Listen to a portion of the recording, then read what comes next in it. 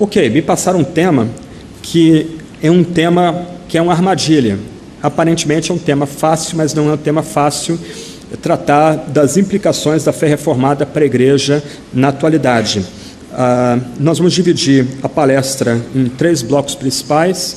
No primeiro bloco eu quero dar um panorama histórico da origem da tradição reformada, bem breve. Depois eu quero levantar uma questão: qual é a fonte da tradição reformada, por meio de que textos, documentos a gente pode conceituar a tradição reformada. E, finalmente, a parte principal, eu quero elencar 6 ou 7 pontos que caracterizam a tradição reformada, que são aquelas marcas que identificam um crente ou uma igreja reformada de fato. E eu entendo que é apropriado nós começarmos lendo o texto bíblico, ainda que não seja uma pregação, e talvez o texto bem apropriado para nós aqui é Romanos 11, 33 até 36, um texto que eu imagino os irmãos e irmãs conheçam bem. Romanos 11, 33 a 36. Então, o tema geral é a importância das doutrinas reformadas na igreja de hoje. Eu comentei com o irmão Walter, o PowerPoint já está no laptop da igreja, então os irmãos e irmãs podem depois ter acesso a esse material, conversando com os presbíteros aqui da igreja. Romanos 11, 33 a 36. Ó profundidade da riqueza, tanto da sabedoria como do conhecimento de Deus! Quão insondáveis são seus juízos e quão inescrutáveis os seus caminhos! Quem, pois, conheceu a mente do Senhor? Ou quem foi o seu conselheiro? Ou quem primeiro deu a ele para que lhe venha a ser restituído? Porque dele, por meio dele e para ele são todas as coisas, a ele, pois, a glória eternamente. Amém. Nós começamos, então, a tratar da história da tradição reformada. Como os irmãos e as irmãs devem conhecer, a igreja cristã tem algumas etapas. Nós não podemos rotular tudo que vem antes da reforma como pura e simplesmente católico. Grosso modo, eu diria que até século IX, o que nós temos é a igreja cristã, seja no Ocidente, isto é, entre aqueles de fala latina, seja no Oriente, entre aqueles de fala grega. Você tem uma única igreja, com alguns centros de decisão, algumas cidades com igrejas importantes, como Antioquia na Síria, Constantinopla na Turquia, Roma na Itália, a Alexandria no Egito. Só que a partir do século IX você tem uma fragmentação. Você tem o que eu chamaria de igreja católica ocidental e igreja católica oriental. Eu não vou cansar vocês com as histórias da divisão. Essa é uma divisão que começa lá no século IV a.C., século V a.C. Essa divisão implica diferenças culturais, linguísticas, filosóficas, políticas, mas, de fato, no 10º século, 11º século, essa divisão, que já começava lá atrás, ela se cristaliza e ela vai se tornar uma divisão permanente a partir da Quarta Cruzada, quando os exércitos ocidentais cristãos pilharam e destruíram a grande cidade de Constantinopla e prepararam a derrocada dela, o que veio de fato acontecer ao final do século XV, que marca o período de transição entre a Idade Média e a Idade Moderna, segundo os historiadores. Ok, quando a reforma irrompe no Ocidente, então nós agora temos 2 grandes igrejas dividindo a chamada cristandade. E quando a reforma irrompe, um dos legados da reforma é uma ênfase divisionista. A ideia agora, baseada na noção do sacerdote de todos os crentes, é que cada pessoa ela é apta a se aproximar de Deus por meio de Cristo, e ela agora não precisa mais da mediação sacerdotal, ela não precisa mais da mediação da igreja para chegar a Deus. Por meio de Cristo, o fiel pode se chegar a Deus, comungar com Deus por meio de Cristo e ser perdoado por Deus também por meio de Cristo. Ligado a isso, há a noção do livre exame das Escrituras, não livre interpretação. Algumas pessoas vão falar de livre exame e livre interpretação. Isso é um anacronismo. Isso é uma noção do século XVIII, século XIX, da teologia liberal alemã. O que havia, a ênfase é que, já que cada pessoa é competente para se apresentar diante de Deus mediante Cristo, cada pessoa, homem e mulher, rico e pobre, pode também ouvir a voz de Deus em Cristo na Sagrada Escritura. A Escritura, então, no século XVI, se torna um best-seller. Na medida que pessoas têm acesso à Escritura, e elas não têm mais o magistério da igreja para controlar a interpretação da Escritura, elas começam a divergir em alguns pontos. Então, desde cedo, a tradição da Reforma, ela se dividiu em pelo menos 3 ondas principais. Você tem aí Lutero, Zwingli e Calvino. Eu omiti um quarto nome, seria Thomas Cranmer, eu falo sobre ele daqui a pouco, mas esses 3 homens aí, eles apontam as divisões principais da Reforma. Martinho Lutero, aquele homem que literalmente dividiu a igreja, ele literalmente sozinho peitou a igreja católica e num tour de força ele divide a igreja, ele inaugura uma nova etapa na cristandade. Um ponto aqui, foram os católicos que chamaram ou começaram a apelidar a igreja inaugurada por Lutero de luterana. Essa igreja, ainda hoje na Alemanha, é chamada de Igreja Evangélica, porque se entendia que Lutero e seus amigos, Melanchthon e outros, eles haviam redescoberto o evangelho puro, o evangelho que vem a nós por meio da palavra de Deus, e o evangelho centrado em Cristo. A imagem bonita e famosa de Lutero é que a Escritura é o berço que traz o neném Jesus Cristo para a gente. Uma imagem bem pitoresca, bem viva, muito tocante, muito bonita, muito simples, inclusive, por sinal. Ao mesmo tempo, isso é interessante, ao mesmo tempo que Lutero redescobre o evangelho, a voz de Deus na Sagrada Escritura, Zwingli passa uma experiência similar. Enquanto Lutero chega à fé por conta das suas lutas com o pecado, Zwingli chega à fé por causa de uma doença que quase o leva à morte. E nesse sentido, Zwingli tem sido chamado de o pai da tradição luterana ou reformada. E aqui é um ponto. Eu não gosto de falar de igreja calvinista ou de fé calvinista, porque se os católicos apelidaram os evangélicos de luteranos, um luterano apelidou os reformados de calvinistas. A igreja reformada sempre se viu como igreja reformada, nunca igreja calvinista ou calviniana ou seguidora de Calvino, mas era igreja reformada porque se entendia como uma igreja que, por assim dizer, tirou o entulho da tradição para voltar à Sagrada Escritura. Então, o que você tem no começo da Reforma na Europa são 2 tradições que surgem lado a lado. De um lado, a tradição evangélica, também chamada de luterano, apelidada de luterana. Do outro lado, com Ulrich Zwingli, a tradição reformada, também posteriormente apelidada de calvinista. Zwingli morreu cedo, ele morreu no campo de batalha. A Suíça era dividida em vários cantões, em várias pequenas cidades-estado, e metade delas abraçou o evangelho, a outra metade permaneceu com os católicos. Os cantões católicos montaram um exército e foram atacar Zurique. As notícias chegaram rápido em Zurique. Naquela época não havia exército profissional, havia uma guarda em Zurique. Então, Zwingli, como capelão dessa guarda, ele seguiu com esses 300 soldados para o campo de batalha. Esses soldados que foram avante foram massacrados pelos exércitos católicos, mas eles deram a chance de a cidade de Zurique se armar e impedir a conquista da cidade. E Zwingli morreu na Batalha de Kappel, essa batalha que marca esse momento de tensão na Suíça. Quem vai receber a tocha para continuar a tradição reformada é João Calvino. João Calvino é o que a gente chamaria de um reformador da segunda geração.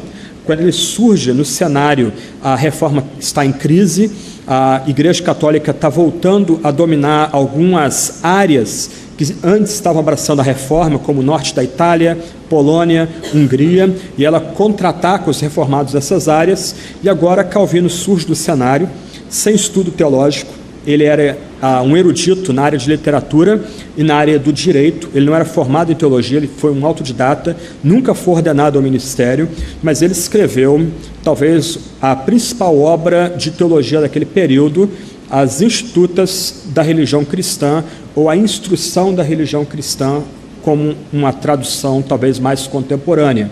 Esse livro, que tinha o tamanho do Antigo Testamento, mais os 4 evangelhos, 1.500 páginas, se tornou um best-seller.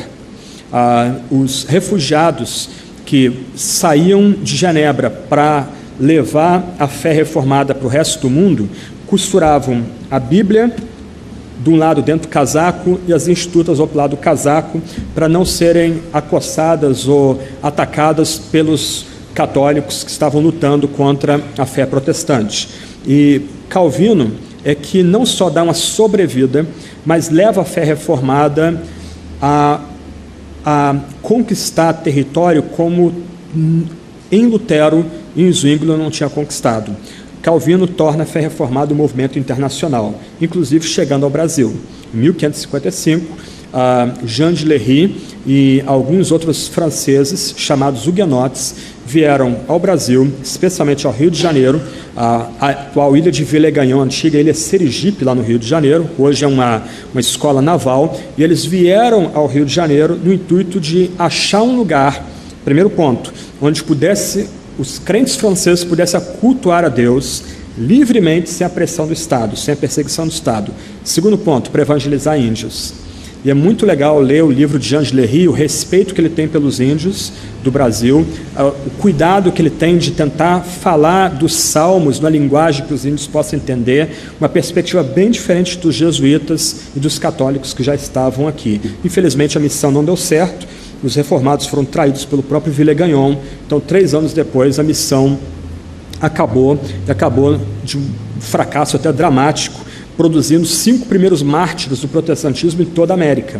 Isso é interessante. Primeiro culto evangélico em toda a América, o primeiro casamento, a primeira ceia, os primeiros mártires foram aqui no Brasil, não nos Estados Unidos, colonização inglesa, holandesa, mas no Brasil, um marco importante da história do protestantismo. Então, o que nós temos no continente agora são 2 movimentos possantes. O movimento luterano, que era influente não só na Alemanha, mas também na Suécia, na Dinamarca, na Noruega e na Finlândia, e o movimento reformado, que literalmente ganhou o mundo. Só para você ter uma ideia, quando Calvino morre, 35% da população francesa era protestante, reformada. Algumas pessoas têm sugerido que a Revolução Francesa, totalitária, sanguinolenta, Revolução do Terror, aconteceu na França. Por quê? Porque os protestantes franceses, perseguidos pela monarquia, perseguidos pela liderança, pela nobreza e pela liderança católica, ela fugiu da França, ela foi para a Holanda, foi para a Inglaterra, foi para os Estados Unidos. Então, o abismo social gerado na França por isso, conduziu a França para o terror, como também é conhecida a Revolução Francesa. Isso é curioso, mas Holanda, mesmo Espanha, Portugal, Escócia, Inglaterra, Gales, já falei do Rio de Janeiro, Indonésia, todos esses países tocados por essa revolução internacional chamada de calvinismo, mas mais propriamente chamado de fé reformada. Quando Calvino morre, então, ele morre vendo a tradição da reforma sendo um movimento internacional. O que é mais importante para nós aqui é investigar o impacto desse movimento na Inglaterra. Na Inglaterra, o cristianismo era peculiar. O protestantismo começou na Inglaterra por causa das confusões amorosas do rei Henrique VIII. Diz a música antiga inglesa, o rei se divorciou e executou a segunda esposa. Se divorciou de novo e executou a 4ª esposa. A 5ª faleceu, a 6ª ficou viva porque ele morreu. Nessa bagunça toda de casa e descase, divorcia e mata a esposa, e que não serve de nenhum exemplo para a gente aqui no Brasil, ele volta e meia ou abraçava a fé protestante, porque ele convinha politicamente, ou tentava voltar para o catolicismo. O que ele legou ao final da vida dele foi o que os puritanos chamaram de uma igreja reformada pela metade. A teologia era reformada, o culto, a liturgia e os sacramentos eram luteranos e a liturgia católica. Isso é a igreja episcopal, a igreja anglicana. Obviamente, isso não ia dar certo por muito tempo, mas foi o cimento da Inglaterra. Era vista como a religião oficial da Inglaterra. Até hoje, o rei ou a rainha em inglês da Inglaterra, melhor dizendo, é cognominado defensor da fé, porque se entende que a igreja da Inglaterra é a igreja do reino. Só que algumas pessoas dentro da igreja que estudaram em Genebra e também em Frankfurt, na Alemanha, não ficaram satisfeitas com essa solução. E eles foram alcunhados de puritanos. Essa palavra tem uma carga pejorativa muito grande, geralmente conectada com sexo e com uma pessoa muito mal-humorada que fica procurando quem tem prazer para atacar aquela pessoa, quem está alegre para acabar com a alegria daquela pessoa. Mas a palavra puritano, originalmente, tinha a noção de purificar a igreja do que era chamado de trapos do papismo. O pastor pregar com toga, com o capelo, às vezes com aquela estola marcando a graduação dele, o que ele ganhou em Oxford ou Cambridge, velas, incenso, vitrais, você ter que caminhar à frente da igreja para se ajoelhar diante do obreiro, para receber o cálice da comunhão, e o pão era a hóstia, e havia um cálice para toda a igreja. Obviamente havia um lencinho para tentar limpar o cálice ali, mas todo mundo tinha que compartilhar um único cálice dentro da comunidade. Então, esses teólogos e pregadores dentro da igreja anglicana não estavam satisfeitos com a reforma pela metade, como eles chamavam. Eles queriam uma limpeza purificadora. E aí primeiro surgem daí os presbiterianos, depois os congregacionais e, como sempre, por último, os batistas, sempre chegando atrasado da história.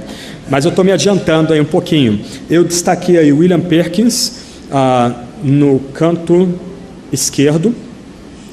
Perkins talvez seja o pregador e o teólogo episcopal mais famoso do grupo. Ele escreveu uma obra de pregação extremamente influente. Nessa época, na Inglaterra, ele era mais lido pelos reformados do que o próprio João Calvino. Okay? Muito do nosso esquema de dupla predestinação, até algumas pessoas usam uns quadros em data show para explicar a dupla predestinação, não vem de Calvino, vem de William Perkins. Ele foi extremamente influente, não só na Inglaterra, mas também na Escócia e nos Estados Unidos. E em algum momento, alguma altura, ele era mais lido e mais influente do que o próprio João Calvino de Genebra. O outro que você tem aí é Samuel Rutherford, um presbiteriano, e eu vou citar ele no final da palestra hoje, muito importante, pouco conhecido do Brasil, muito importante não só no que se refere ao governo da igreja. Ele foi muito influente, talvez o teólogo mais influente na Assembleia de Westminster, mas ele é muito influente nas relações da igreja e do Estado, infelizmente pouco lido. O outro é John Owen, talvez o João Calvino da Inglaterra, o teólogo mais importante daquela época, professor em Oxford, congregacional. Ele era presbiteriano, em algum momento ele abandonou o presbiterianismo e abraçou o congregacionalismo, e foi um dos autores da revisão da Confissão de Westminster, que se tornou a Confissão de Savoy.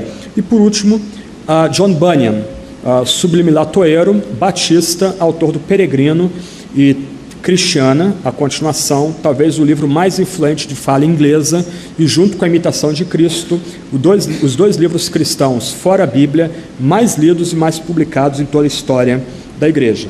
Então você tem um episcopal, William Perkins, e 3 puritanos, um presbiteriano, Rutherford, um congregacional, John Owen, e um batista, John Bunyan. Se você quiser botar um gráfico, fazer um desenhozinho, você pode botar luteranos / evangélicos, reformados / calvinistas, lado a lado, e eles estão no continente. Depois, da Inglaterra, anglicanos. Aí dos anglicanos você pode botar presbiterianos. Dentro do movimento presbiteriano vai sair o congregacionalismo, e de uma congregação congregacional em Londres saem os batistas. Okay? Isso 1630 a 1640, os batistas são um movimento tardio. E um ponto importante aqui, curioso talvez, é que tanto no contexto inglês como no contexto americano, originalmente as comunidades batistas eram as comunidades mais pobres. A brincadeira que a gente faz é que os batistas sempre foram os primos pobres da Reforma, ok? Mas isso é algo curioso. Você estuda sobre as congregações batistas, século XVI, século XVII, século XVII, século XVIII, na Inglaterra, e depois as primeiras congregações batistas nos Estados Unidos, geralmente, para usar a nomenclatura contemporânea, eram congregações de classe média-baixa, classe baixa. Elas só começaram a se tornar congregações mais ricas na América a partir do primeiro grande avivamento, quando algumas congregações presbiterianas e congregacionais avivadas começaram a reler a noção do Novo Testamento quanto a batismo, e elas começaram a deixar a sua tradição presbiteriana ou congregacional e começaram a abraçar a tradição batista. Eu sei que eu estou me alongando um pouquinho, mas um homem chamado Isaac Backus, ele é ilustrativo desse período. Ele era congregacional, pastor de igreja de mais de 1000 membros, e durante o período do avivamento, essa congregação abraçou a tradição batista e veio se tornar uma das principais igrejas batistas do norte dos Estados Unidos, antes da independência americana. Uma frase que eu gosto muito para definir o puritanismo vem de um arminiano chamado C.S. Lewis, um erudito em literatura inglesa. Ele diz o seguinte: devemos imaginar esses puritanos como o extremo oposto daqueles que se dizem puritanos hoje. Imaginemos-los jovens, intensamente fortes, intelectuais, progressistas, muito atuais. Eles não eram avessos à bebida com álcool, mesmo a cerveja, mas os bispos eram a sua aversão. Puritanos fumavam, na época não sabiam dos efeitos danosos do fumo, bebiam com moderação, caçavam, praticavam esportes, usavam roupas coloridas, faziam amor com suas esposas, tudo isso para a glória de Deus, o qual os colocou em posição de liberdade. Os puritanos eram jovens, vorazes, intelectuais progressistas, muito elegantes e atualizados, e não havia animosidade entre os puritanos e humanistas. Eles eram frequentemente as mesmas pessoas, e quase sempre o mesmo tipo de pessoa, os jovens do movimento, os impacientes progressistas, exigindo a limpeza purificadora da igreja. É bem interessante isso, uma visão do modo de ser puritano bem diferente das caricaturas que nos chegam, geralmente o puritano vestido de preto, chapéu preto, avesso a brincadeira, esporte, divertimento, etc. e tal. Mas eu preciso avançar mais um pouquinho. Esse é um breve pano de fundo histórico da origem da tradição reformada, e eu queria falar rapidamente sobre as fontes para tratar dos pontos principais ou característicos da tradição reformada. A partir de que fonte nós definimos a tradição reformada? Algumas vezes a tentação é nós definirmos a tradição reformada a partir do teólogo que nós mais gostamos. Então, nós falamos, fulano diz isso, Beltrano diz aquilo, Cicrano diz aquilo outro. Só que nenhum desses teólogos teve a presunção de falar como se fossem um papa. Todos esses grandes teólogos da tradição da Reforma, que eu citei alguns deles há pouco, todos eles falavam como parte de um corpo maior. Eles não exigiram lealdade aos escritos deles como se eles estivessem falando com a autoridade da Sagrada Escritura. Muito ao contrário. Você lê Calvino, e eu acho muito legal ler os comentários de Calvino, que volta e meia ele diz, olha, eu não sei como interpretar essa passagem, eu vou deixar para alguém mais competente do que eu, alguém no futuro vai trazer mais luz sobre esse verso, e ele passa adiante, ele segue adiante, ele segura a tentação de dar uma palavra abalizada sobre algo que ele não domina. Como nós definimos então a tradição reformada? Nós a definimos a partir dos seus documentos confessionais. Então, se nós queremos falar do que vem a ser tradição reformada e qual a implicação dela para nós hoje, então nós temos que voltar a ler a Confissão Belga, Catecismo de Heidelberg, os Cânones de Dort, a Confissão de Westminster, a Confissão Batista de 1689, que é uma revisão da Confissão de Westminster, os Catecismos de Westminster. Nós precisamos e devemos ler os grandes teólogos. alguns citados aqui, mas não são eles que conceituam o que é tradição reformada. O que conceitua, o que define a tradição reformada, as fontes da tradição reformada, são os documentos confessionais.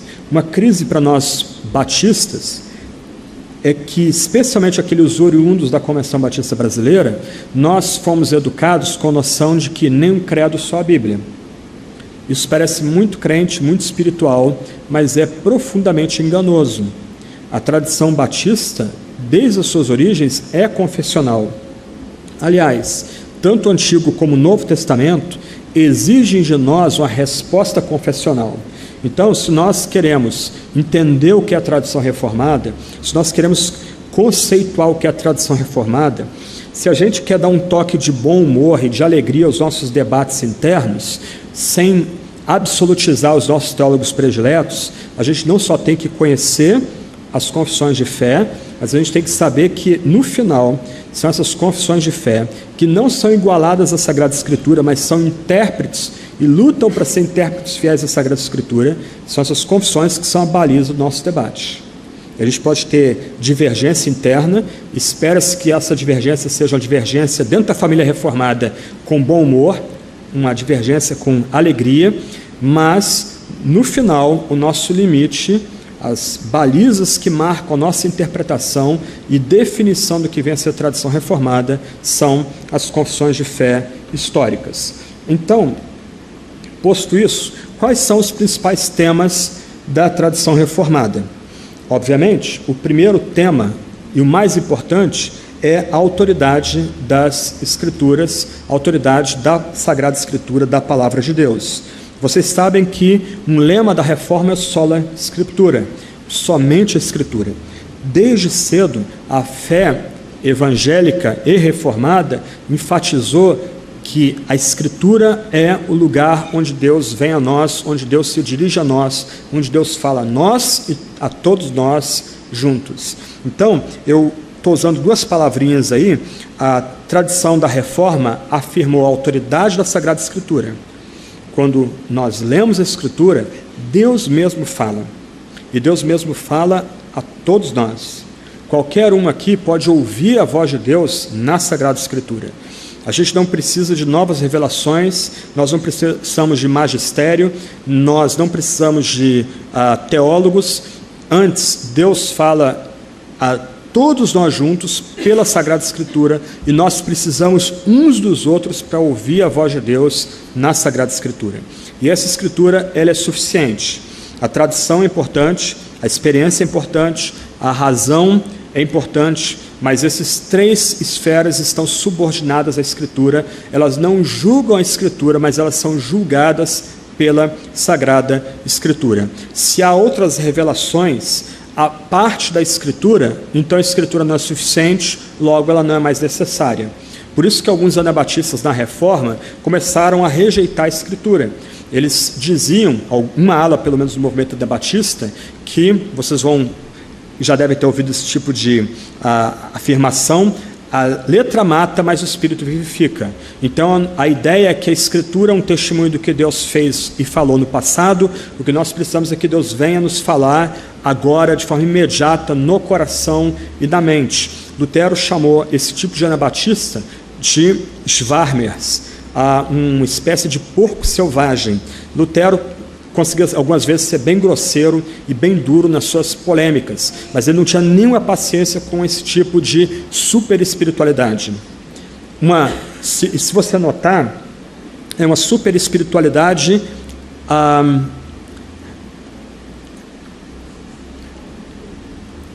aristocrática, onde se de um lado ela insinua que qualquer pessoa pode ouvir a Deus e ter novas revelações, do outro lado substitui-se o Papa por alguns novos profetas que falam além e algumas vezes contra a própria Sagrada Escritura. Então, a ênfase sola Escritura era conectada com a ênfase na autoridade da Escritura e na suficiência da Escritura.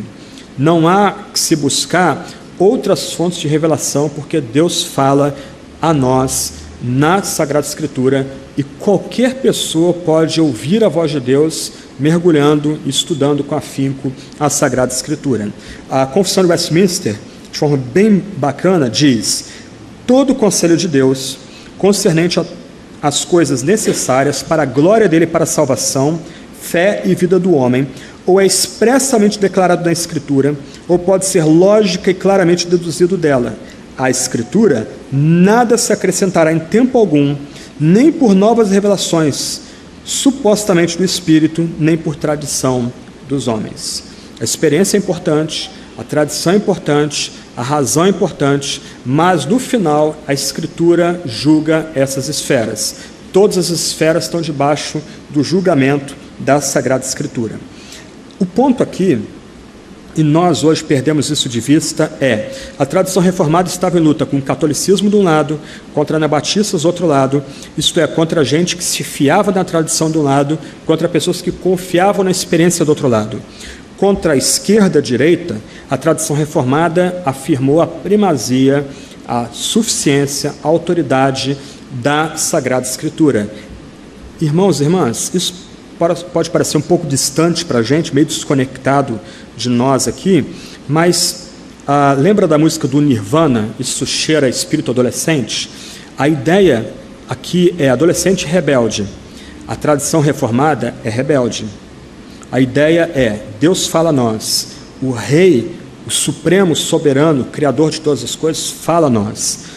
No final, nós obedecemos só a Ele, mais ninguém.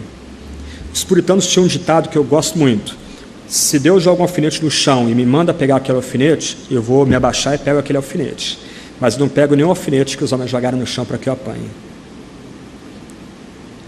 Essa é a implicação da autoridade e suficiência da Escritura, essa é a implicação do sola Escritura. O Rei, o soberano, o único que é transcendente, o único que é totalmente outro, fala a nós. Ele vem a todos nós, não apenas aos doutos, aos ricos, mas aos pobres, aos pequenos, aos que nada são, para que Ele mesmo receba a glória. Ele vem e fala a nós, audivelmente. E no final nós obedecemos só a Ele e mais ninguém. Nossa pátria está nos céus. Esse é o ponto. Okay? Então, primeira ênfase da tradição reformada é a autoridade da Escritura. Tudo mais é construído a partir dessa ênfase. Uma igreja que quer ser reformada é uma igreja que vai valorizar a pregação, vai amar a pregação, mas não só a pregação.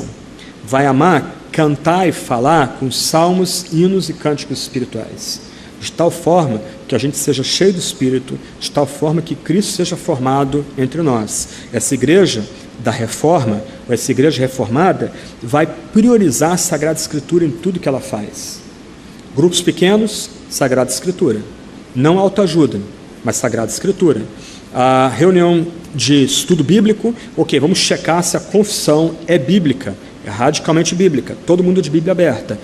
Vamos orar a Sagrada Escritura, vamos orar os Salmos.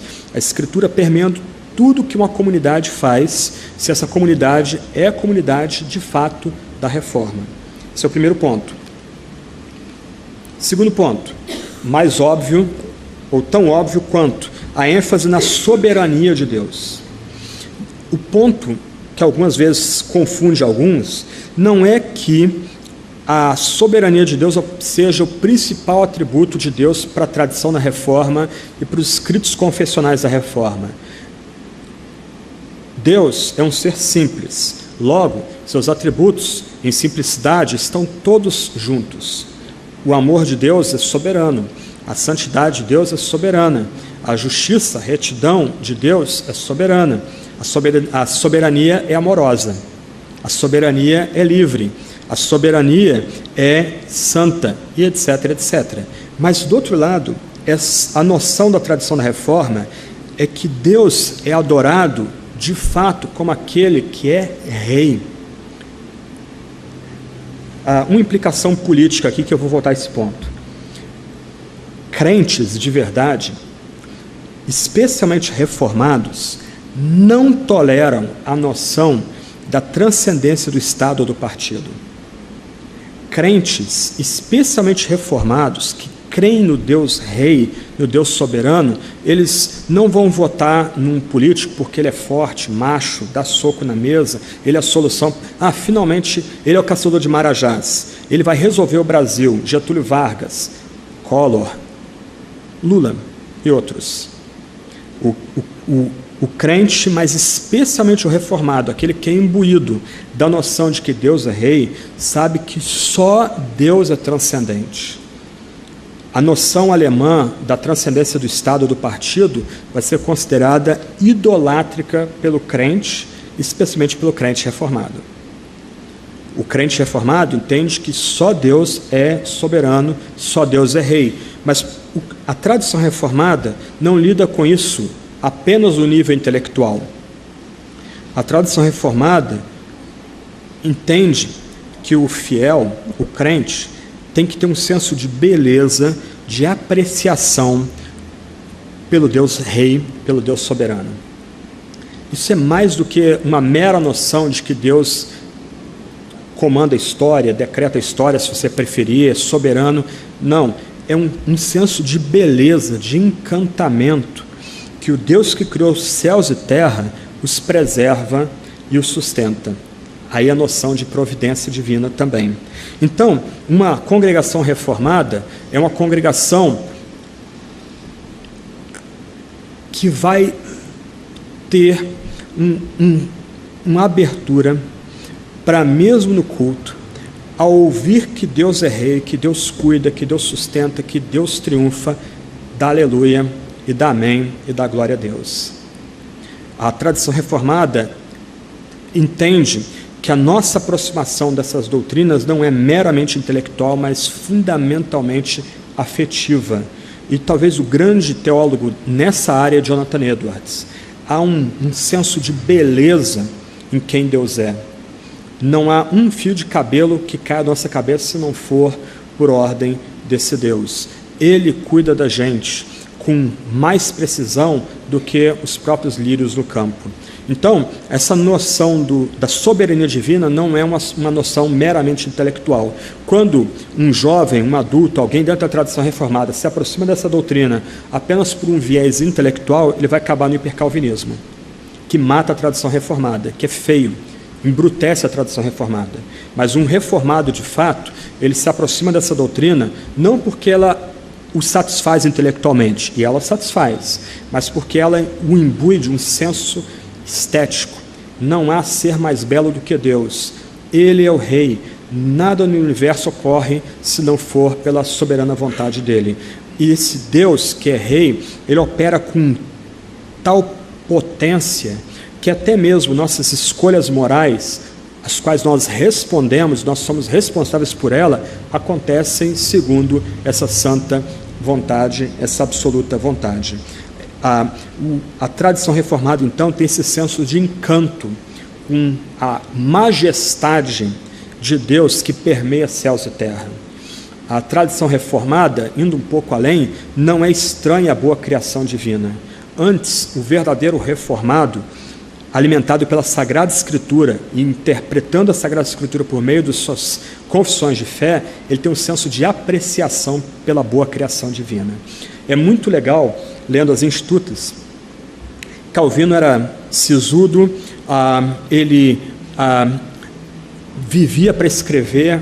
Talvez ele pouco tenha se encantado com a beleza natural da Suíça. A gente tem poucas descrições dele a respeito de montanhas e lagos.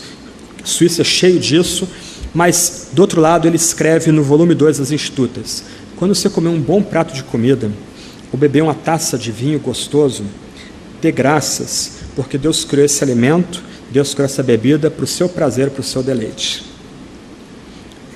Isso que a tradição reformada oferece para a gente. E essa apreciação pela criação de Deus vem dessa noção do Deus soberano, do Deus todo-poderoso, do Deus que reina sempre, sempre, do Deus que é rei aqui e agora. Nesse sentido, então, o reformado, ele é imbuído de uma confiança de que, por mais que o mundo seja mau, a malignidade dos homens não dá a última palavra. A causa de Deus vai triunfar, o reino de Deus vai ser implementado.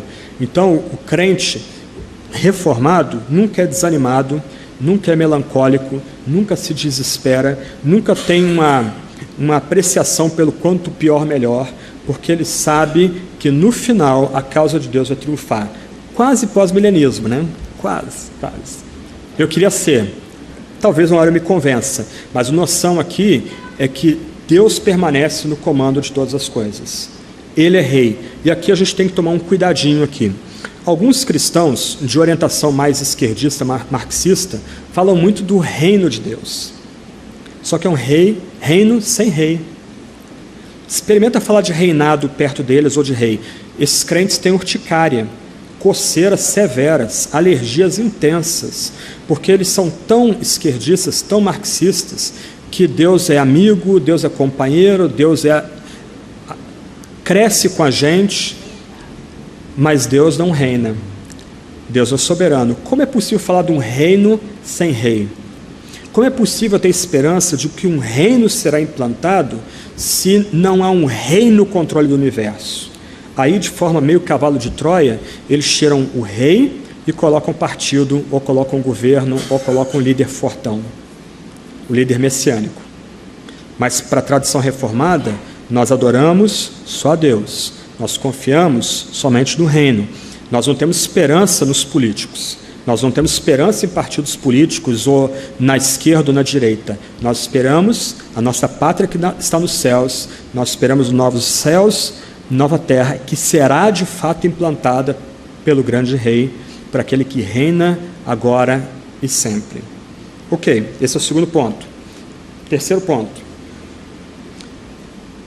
Vou pular algumas... ok. 3 frases aqui para a gente pensar quanto à soberania de Deus. Uma de Hermann Bavinck, talvez o grande teólogo reformado do século XIX e século XX. Mistério é o elemento vital da teologia. A verdade que Deus revelou, concernente a Ele mesmo na criação das Escrituras, vai muito além do que o homem pode conceber e da compreensão humana. Nesse sentido, a teologia se ocupa especificamente com o mistério, pois não trata de criaturas finitas, mas do início ao fim se eleva acima de qualquer criatura ao próprio ser eterno e infinito. Esse aqui é um elemento importante quando a gente debate soberania divina, problema do mal, a responsabilidade humana. Há um ponto em que nós não temos como avançar. E a gente tem que parar e dar glória a Deus, porque de uma forma tão elevada há uma espécie de compatibilismo entre a onipotência divina e a nossa responsabilidade pessoal. E se de um lado a gente tem que falar em tom bem elevado de que Deus é rei, do outro lado a gente tem que voltar a falar da responsabilidade moral humana, de que todo homem, toda mulher vai dar conta de todos os seus atos e mesmo pensamentos diante de Deus. Nós hoje somos uma geração, nós vivemos uma geração que a noção de responsabilidade pessoal é eliminada. Lembra da música da Gabriela? Como é que era? Eu nasci assim, eu sou assim. Lembra? Essa noção permeou toda a nossa cultura hoje. É insultoso isso. Ninguém mais se responsabiliza pelo que faz. A vítima é duplamente vítima. Ela é vítima porque ninguém a vindica. E ela é vítima porque ela estava no lugar errado, na hora errada. A verdadeira vítima é quem perpetuou a violência. Porque ele é pobre, porque ele nasceu em exclusão social, etc. e tal. Nós, cristãos, temos que falar de Deus como rei, da sua soberania, da sua onipotência, da sua majestade, glória tremenda, mas também de que todo homem e toda mulher é moralmente responsável pelo que faz. Ele vai ter que responder pelos seus atos. Lembra, Davi ora para que Deus o perdoe até dos pecados inconscientes. Quando um amigo, eu ainda não era calvinista no seminário, o professor era reformado, ensinando depravação total para a gente, incapacidade total, aí um amigo, um aluno, ele leu o Salmo e lembrou disso. Olha, Davi está orando aqui pelos pecados que ele comete, que ele não tem consciência. Nós batemos esse colega depois, porque ele tornou a gente mais pecador, então a gente teve que dar um jeito nele, mas ele estava certo. Ele estava correto. Esse é o problema do arminianismo, né? Então, ele apanhou por causa da teologia ruim da gente, mas ele estava correto. Davi ora para que Deus o perdoe daqueles pecados que ele nem tem consciência que está cometendo. Ele sabia que ele era moralmente responsável mesmo pelos pecados inconscientes. E nós temos que voltar a falar disso hoje.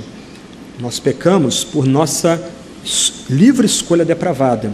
Como George Whitefield dizia num sermão, nossa liberdade permanece. A liberdade para escolher caminhos que são compatíveis com o nosso coração mau, nosso estado de depravação com o qual nós nascemos e fomos criados. Mas eu me desviei um pouquinho. 2 frases aqui conectadas à soberania divina. Uma de John Owen: mesmo que caiamos, a nossa causa será vitoriosa, porque Cristo está sentado à mão direita de Deus. O Evangelho triunfará. Isso me conforta de forma extraordinária.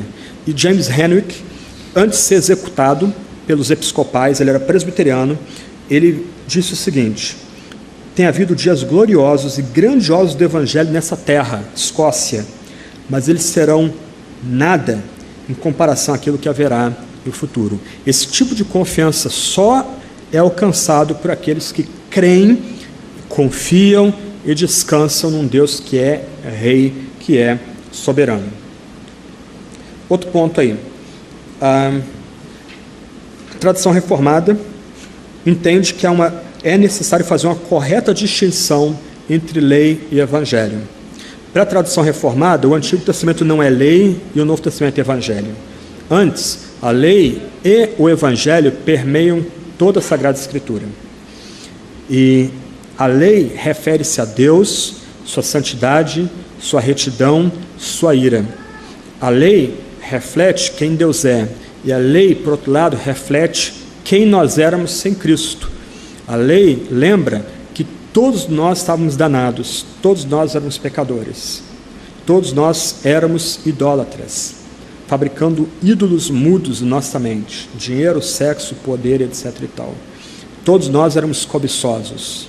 A lei nos humilha a todos, a lei quebranta-nos a todos, a lei iguala-nos a todos. Mas o Evangelho também está presente em toda a Sagrada Escritura, desde Gênesis 3. O Evangelho traz a cura, e eu vou trabalhar isso no sermão de amanhã de manhã. O sermão de amanhã é sobre a correta distinção de Evangelho e lei. O Evangelho que expurga-nos do pecado. O Evangelho nos coloca numa relação correta com Deus por meio de Cristo. Ou, para citar Lutero, a lei é a agulha que fecha a ferida.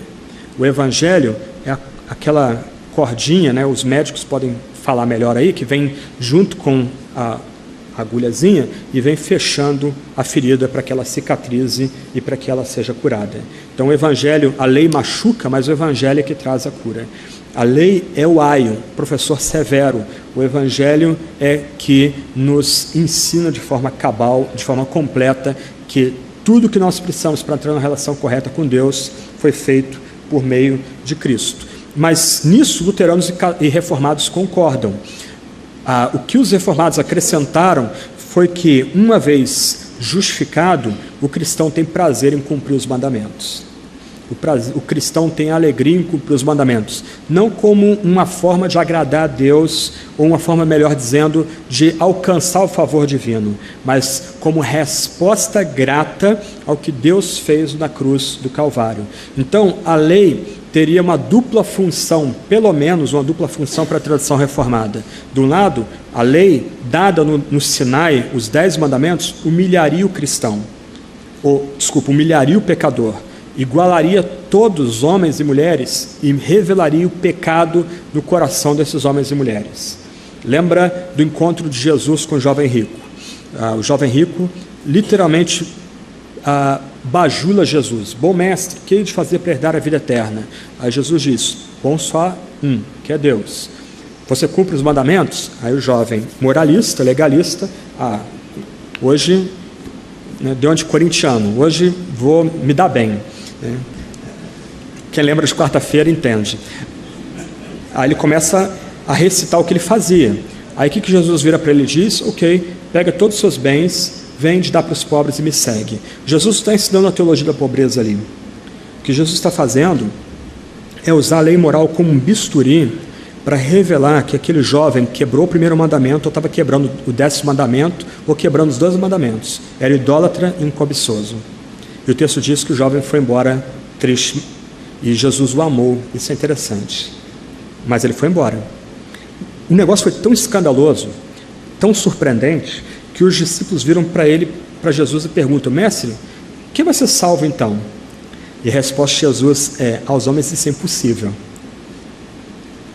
pelas boas obras, entre aspas, isso é uma impossibilidade.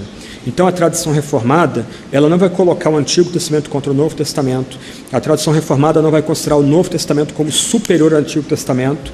Antes, a tradição reformada entende que Deus fala em ambos os testamentos, o primeiro, o segundo, e a voz de Deus é uma voz que comporta a lei e o evangelho de ponta a ponta. A lei moral quebrantando, humilhando, revelando o pecado, a idolatria, a cobiça, o evangelho trazendo a cura, a restauração, a renovação e colocando esse homem e essa mulher quebrantado e humilhado na relação correta com Deus. E depois servindo também como um paradigma para a santificação. Um ponto fraco da tradição reformada é a arte. Eu quero destacar 2 quadros e 2 hinos, vamos ver se dá tempo aí. Mas o primeiro quadro é um quadro luterano de Lucas Cranach. Você pode ver depois ele no PowerPoint e na internet tem ele em alta resolução. Mas essa noção da distinção correta entre lei e evangelho era tão forte na tradição luterana e reformada que permeava até a arte. Então é um quadro do século XVI, metade do século XVI, de Cranach, o velho, o pai, e de um lado você tem a representação da lei, espicaçando, machucando, aterrorizando. Do outro lado você tem uma representação do evangelho, confortando, acalentando, guiando para os novos céus, nova terra e para o Cristo crucificado. É muito legal as imagens ali, uma representação artística de um ponto teológico importante da tradição da reforma. Outro ponto aí, a primazia da graça de Deus em Cristo.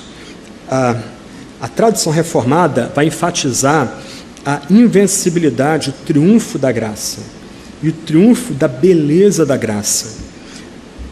A caricatura que se faz é que a tradição reformada ensina que o pecador vai arrastado para o céu pelas orelhas.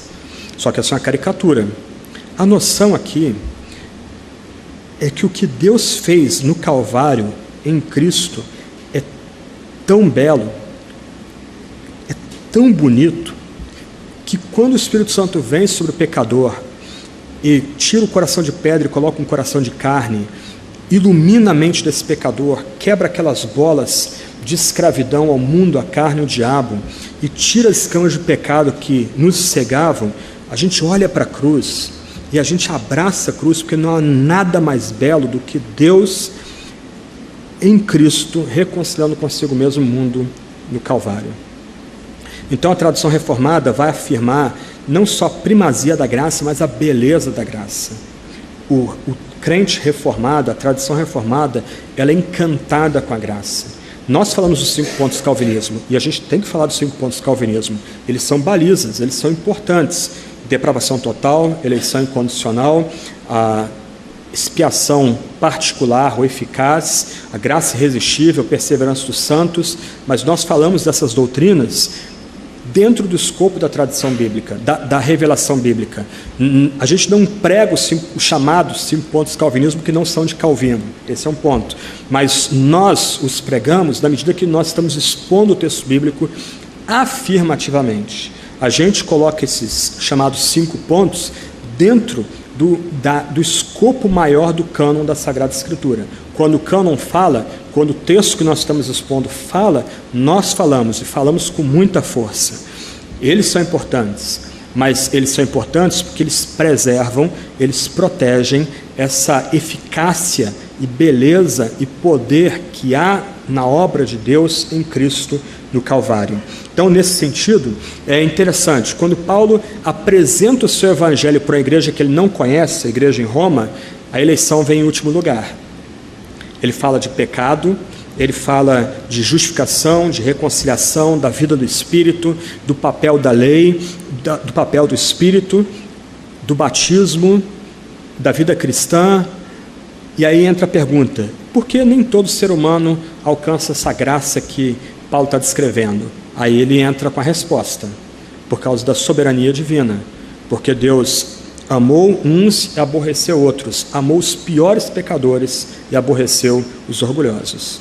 Agora, quando Paulo escreve para talvez uma igreja, ou uma série de igrejas mais maduras, e Paulo está à vontade com essas igrejas que ele conheceu pessoalmente, como a igreja de Éfeso, a primeira palavra é trindade, permeada com Predestinação, eleição, o triunfo da cruz, a obra do Espírito Santo, tudo compacto num primeiro capítulo que é um hino ainda por cima, de 3 estrofes. Então, nós falamos essas doutrinas dentro, ou na medida que o texto exige que falemos, mas do outro lado elas são importantes porque elas preservam o ensino sobre a graça. E esses chamados 5 pontos, eles são centrados em Jesus Cristo. É Cristo que tem que ter a primazia. Daí o solo Christus, o solus Christus ou solo Cristo, tanto faz. Esses 5 pontos magnificam Jesus. Nós somos eleitos em Cristo, nós somos irresistivelmente atraídos ao Cristo crucificado, nós perseveramos por causa da obra de Cristo, nós somos justificados, perdoados, redimidos, reconciliados, expiados, propiciados, antes pecadores, por conta de Cristo. Então, a graça aponta para Jesus Cristo. Cristo é o centro, então, da salvação para a tradição reformada. E mesmo a fé, isso é um ponto importante para nós frisarmos no contexto brasileiro, nós não somos salvos pela fé, nós somos salvos por Cristo. A fé é o reconhecimento que a gente não tem nada. A fé, como meu professor de teologia dizia, é estender mãos vazias para o Calvário. Eu preciso que ele me vista da sua justiça. É uma troca injusta, ele morre por causa do meu pecado e eu vivo por causa da perfeita obediência dele. Okay? Então, um outro ponto importante para a tradição reformada é a primazia da graça e a beleza da graça de Deus em Cristo. Como eu disse, um problema para a tradição reformada é a arte. Nós tivemos Rembrandt. Rembrandt era da Igreja Reformada Holandesa. Vermeer nasceu na Igreja Reformada Holandesa, depois virou católico, aí é um outro problema. Mas, fora Rembrandt, talvez principalmente ele, nós não lidamos muito bem com a arte. A tradição reformada geralmente é depreciativa contra a arte, especialmente a arte cristã, o que não acontece na tradição luterana. Aqui você tem um quadro de um homem chamado Matthias Grunewald. Ele era luterano e ele tentou representar essa primazia da graça de Deus em Cristo num quadro. Ele pintou esse quadro para um leprosário. Ele ofereceu esse quadro para um leprosário. No centro você tem Cristo crucificado. Você tem um homem de dores. Você tem um servo sofredor.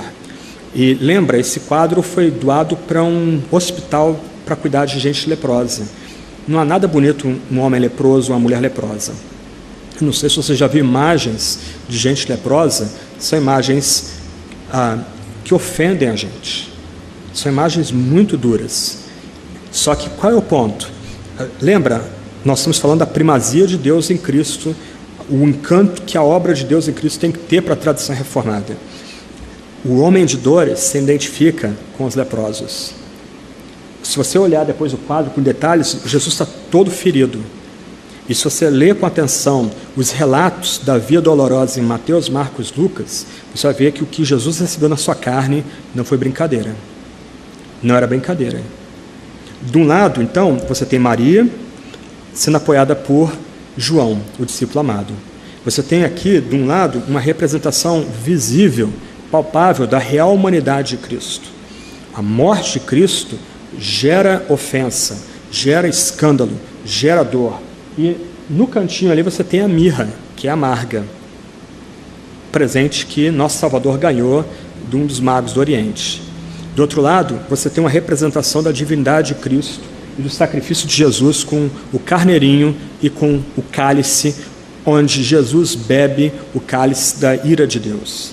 E você tem o João Batista, e João Batista com a Bíblia aberta, e João Batista apontando para o crucificado. Escritura aponta para Cristo. É na Escritura que nós encontramos Cristo. No final, essa ânsia pela primazia da graça, pelo amor, ou a ênfase na crucificação de Jesus é o coração da fé reformada. Talvez isso choque você um pouquinho, mas nós só podemos, por exemplo, para quem gosta um pouco mais de teologia aqui, nós só podemos falar de morte vicária, substitutiva e penal a partir de eleição e a consequência lógica desse ensino, a morte vicária, substitutiva e penal, a morte expiatória e propiciatória é a doutrina que a gente chama de expiação particular ou expiação eficaz. Então, a cruz é o centro de nossa fé e essas outras doutrinas gravitam em torno da cruz, ora protegendo-a, ora sendo conclusão lógica do que Jesus fez no Calvário. E a verdadeira pregação, o verdadeiro estudo, o verdadeiro ensino, só o é se apontar para o Cristo crucificado. João Batista, Bíblia aberta, apontando para o Cristo crucificado. Ok? Só que os calvinistas, os reformados, sabem cantar isso. E graças a Deus por isso. John Newton, ele escreveu talvez o hino mais famoso em língua inglesa, celebrando o triunfo da graça. Por uma questão de tempo eu não vou ler, vocês acho que devem conhecer o hino, mas a primeira estrofe diz: preciosa graça de Jesus, que um dia me salvou, perdido andei sem ver a luz, mas Cristo me encontrou. John Newton era episcopal reformado, ok? Um pregador muito importante na Inglaterra no século XVIII, contemporâneo de John Wesley, mas o hino inteiro celebra o triunfo de Cristo, o que Cristo fez no Calvário, no meu lugar e em meu favor. Um outro ponto, eu vou ter que correr um pouquinho agora, a integração de fé com a vida cristã. A tradição reformada, ela rejeita o ascetismo, ela rejeita a rejeição da criação, ela rejeita o monasticismo. A tradição reformada rejeita um padrão duplo de vida cristã, crentes espirituais, crentes carnais, vida vitoriosa, vida mundana. A tradição reformada rejeita a noção de vida monástica, uma vida espiritual e a vida comum, a vida ordinária. Antes, na tradição reformada, toda a vida é integrada. Nós buscamos ser santos, como diz o Catecismo de Heidelberg, em resposta à graça de Deus dada no Calvário. Com isso, nós ousadamente vamos tentar trazer todas as nossas relações para debaixo da soberania de Cristo. Se Deus é rei e Cristo é o seu supremo regente, então, para a tradição reformada, o cristão ousadamente vai trazer a família para debaixo do reinado de Cristo. O cristão vai trazer as relações entre esposo e esposa, casal e os filhos para debaixo da autoridade de Cristo. O casal cristão vai regular sua casa a partir da palavra de Cristo. O marido vai amar sua esposa sacrificialmente, pronta a dar a vida como Cristo amou a igreja. A sua esposa vai entregar-se ao esposo. Esse é o significado de submissão. Ela busca proteção no esposo, assim como a igreja se entrega a Cristo que a amou tão intensamente. A tradição reformada, ousadamente, vai ter uma palavra sobre política. Nossa pátria está nos céus. Nós esperamos novos céus, nova terra. Nós não compactuamos com a idolatria do ente estatal. Nós vamos julgar o Estado pela lei dada na Sagrada Escritura. Em Lausanne, eu encontrei esse quadro finalmente na internet. Há um quadro muito legal gravado no Palácio da Justiça, em Lausanne. E Schaeffer cita isso num dos livros dele. A dona Justiça está com os olhos vendados. Ela segura a balança na mão. Só que a espada não está apontada para a terra. A espada está apontada para o decálogo aberto, para os 10 mandamentos abertos. Isso é um exemplo da arte visível, da santa ousadia que a tradição reformada tem. Nós almejamos que o Estado se coloque também debaixo da lei divina. Nós queremos que os debates econômicos, que as questões econômicas e sociais também sejam tratadas à luz da soberania de Cristo. Então, a noção aqui, para usar a expressão latina, é que para a tradição reformada, o cristão é corandeu. O cristão é alguém diante de Deus. Eu tenho 43 anos, mas ontem pesquisando para a palestra, eu fiquei espantado, não sei se já chegou no Brasil, mas os Estados Unidos já tem, se você bota corandeu, tatu, no São Google, já tem inclusive como você fazer tatuagem com a expressão corandeu. Aí tinha gente lá tatuando corandeu no ombro, corandeu no peito, corandeu até no pulso, mas essa é uma noção reformada importante. Existencialmente, tudo que fazemos diante de Deus, do Deus vivo. Ele que é rei, também é o Deus presente entre nós, em Cristo ele é Emanuel, Tudo que fazemos no âmbito familiar, da arte, da cultura, da política, o fazemos diante de Deus, não tem como fugir disso. Então, a fé é integrada com a vida na tradição reformada. Aqui você tem uma forma para tentar exemplificar isso. Olha a diferença. A noção totalitária é que lá em cima está o Estado ou partido. E aí o Estado ou partido quer controlar a família, quer controlar o ente estatal, quer controlar a educação, quer controlar a arte. Né? A arte precisa de subvenção do seu Ministério da Cultura, isso é até um linguajar totalitário. A igreja quer controlar, o Estado quer controlar a igreja, o Estado se miscui nas relações trabalhistas, etc, etc, etc. Como um cristão que crê no reinado de Deus pode compartilhar uma visão dessa do Estado? O Estado transcendente, o Estado no lugar de Deus. Não dá, porque para o cristão nós estamos corandeu, Deus está diante de nós, e o que Deus exige do cristão é que ele trabalhe de tal forma que todas as esferas sejam colocadas debaixo do reinado de Cristo. Isso é ousado? É.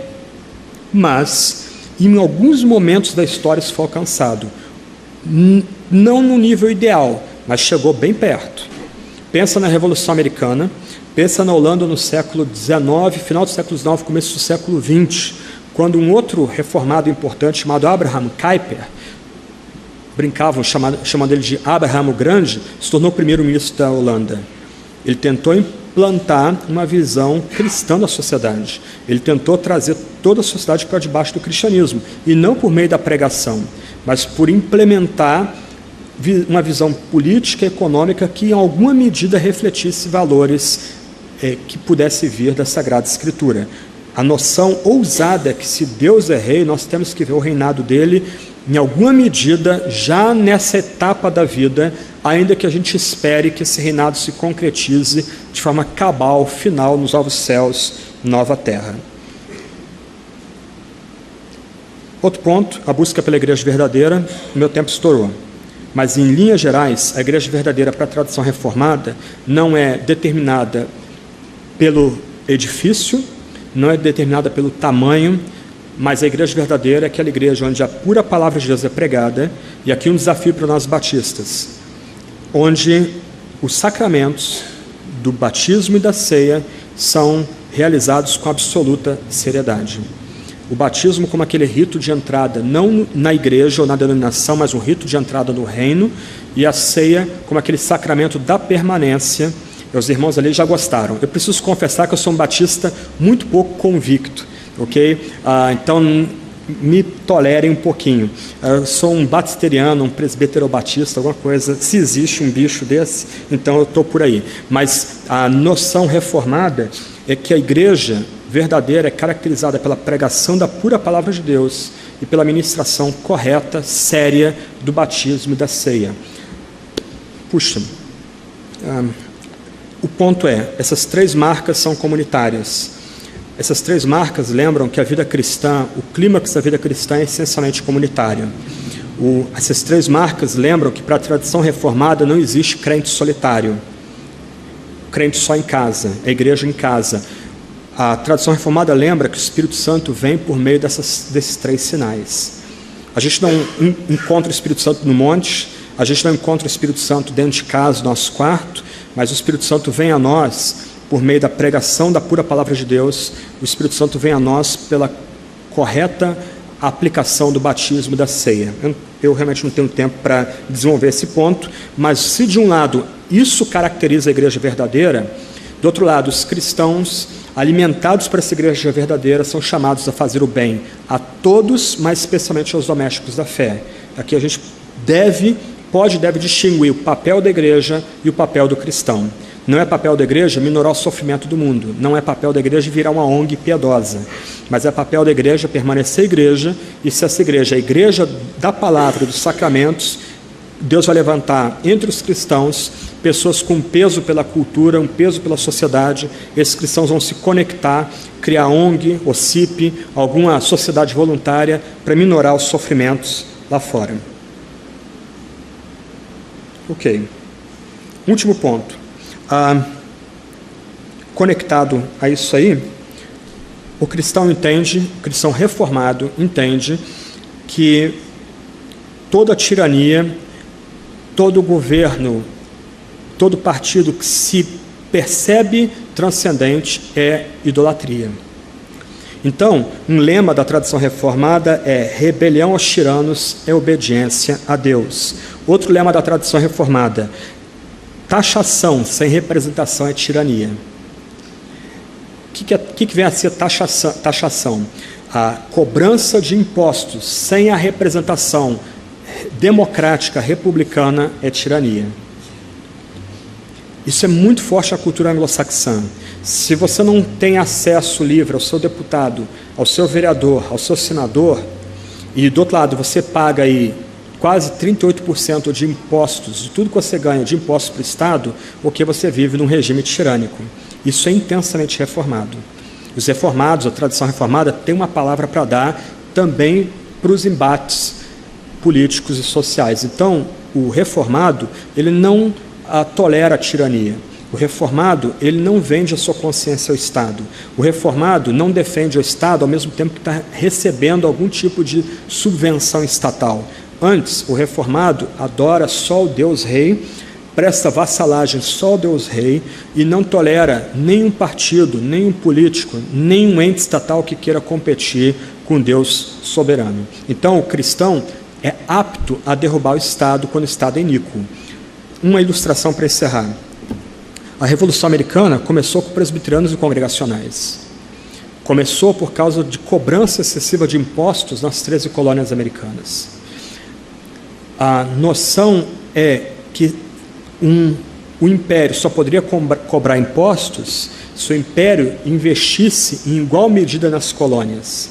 Então, os pregadores começaram a abrir Amós e começaram a abrir livros como Oséias e mesmo os outros profetas, e começaram a mostrar para suas congregações que um Estado que cobra impostos de forma quase no nível de extorsão e não retorna benefícios para essas colônias ou para aquele Estado, é um Estado que não é mais legítimo. E aí começou a Revolução nas colônias americanas. Isso foi tão marcante que o rei da Inglaterra, George III, que era meio biruta, ele em alguma medida disse, em algum momento disse: os malditos presbiterianos queimaram as minhas colônias prediletas.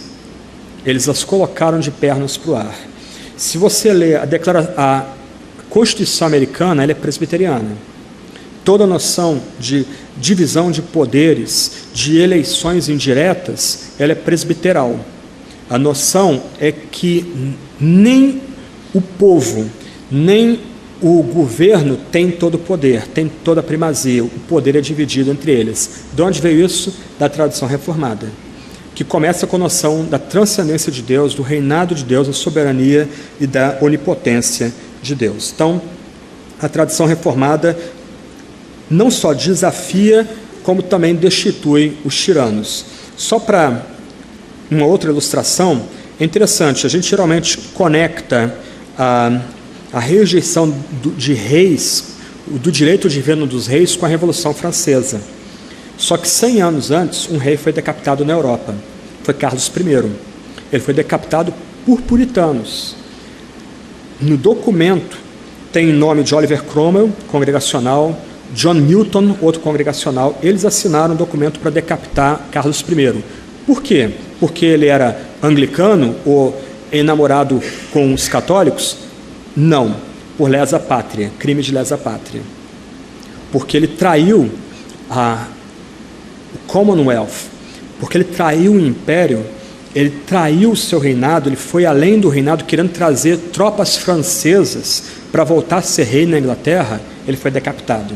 Decapitado por nossos pais na fé, para horror de toda a Europa. A primeira revolução moderna na Europa, não é a Revolução Francesa, não é a Revolução Iluminista, mas uma revolução calvinista de cunho republicano, um tirano sendo decapitado. Uma revolução que teve seu sucesso. 12 anos, mas teve seu sucesso. Então, a tradição reformada não teme tiranos, antes, se possível, até os depõe. Por último, eu vou pular aqui um hino. Ok, 2 frases para terminar. Uma de Zwinglio, outra de Calvino. Não tenham medo, meus amigos. Deus está do nosso lado e protegerá os que são seus. vocês de fato realizaram algo grandioso e encontrarão oposição por causa da pura palavra de Deus, sobre a qual apenas alguns se importam de pensar. Vão em frente, em nome de Deus. Ele escreveu isso pouco antes de ir para a Batalha de Kappel para ser morto. E por último, Calvino, desafiando o maior imperador da época, o rei Carlos V. A reforma da igreja é obra de Deus e tão independente de esperanças e opiniões humanas quanto a ressurreição dos mortos ou qualquer milagre dessa espécie. Portanto, no que tange a possibilidade de fazer algo a favor dela, não se pode ficar esperando pela boa vontade das pessoas ou pelas alterações das circunstâncias da época, mas é preciso irromper por entre o desespero. Deus quer que seu evangelho seja pregado. Vamos obedecer esse mandamento. Vamos para onde Ele nos chama. O sucesso é da nossa conta. Essas duas frases bem reformadas e resumem em grande medida o que a gente está tratando aqui de manhã. Ok?